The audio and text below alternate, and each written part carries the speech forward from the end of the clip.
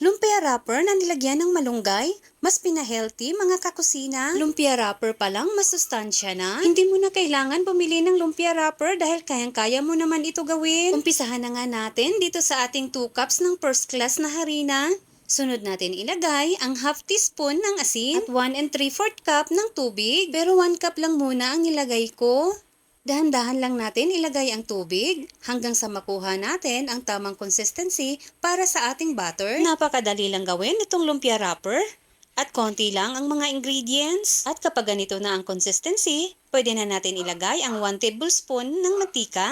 I-mix-mix lang natin itong mabuti bago natin ilagay ang 1/4 cup ng malunggay. Pwede nyo dagdagan o bawasan ang ating malunggay, depende na po sa inyo yan. Pero kung ayaw nyo ng malunggay, huwag nyo na lang lagyan. Ayan, at pwede na to.